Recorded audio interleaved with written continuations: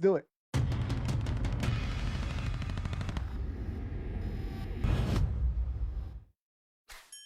All right. Following another devastating earthquake, tens of thousands of Haitian migrants found their way to the U.S. border.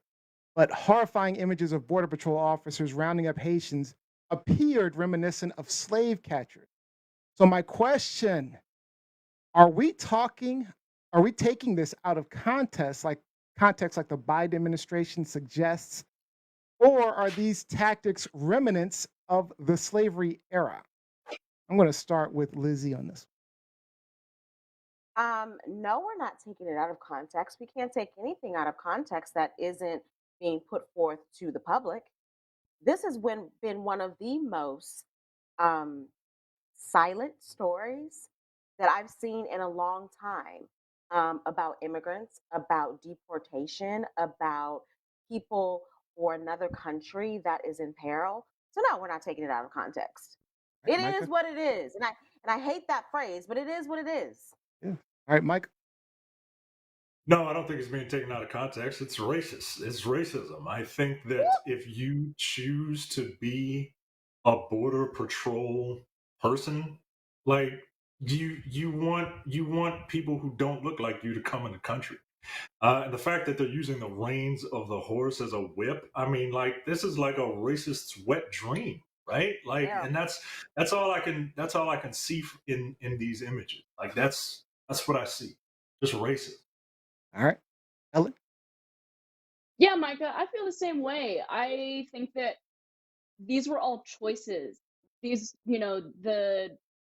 why people who chose to become border patrol agents and then make the choice to go on horseback and then make the choice to crack whip.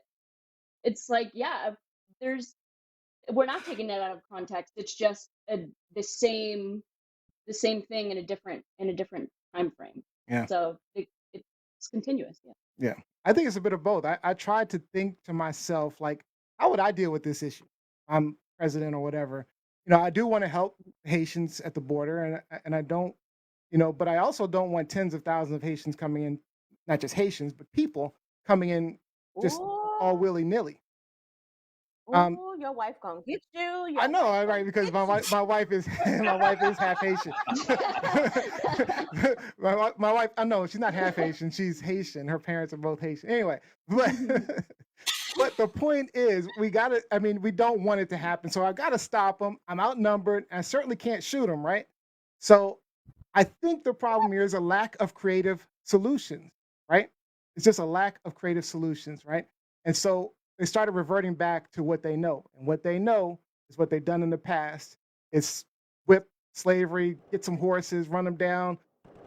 That's what they've known, especially in Texas. So I think this is just a failure of imagination. I don't know that I have the answer, but greater minds than mine in America should have the answer.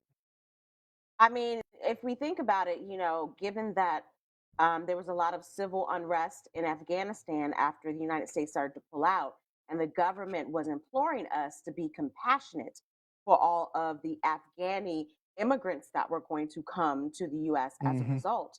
Why don't we get that same vibe with Haiti? And I posted in the chat, if you guys go to, our Facebook page and look to the live chat, I posted Biden's comments in 1994 on Haiti, Yeah. um, All right. in So which he, let's get to these yeah, comments so online. Let's get mm, to these comments online real quick. So my wife is online and she clarified. She is Haitian, which I am aware. Her Haitian. All right. mm, So mm, mm. why are we surprised by this America? That's Olivia. Mike Winter says the issue is that they were all bringing food to their families. So why have that negative energy? Right. Exactly. I agree with that.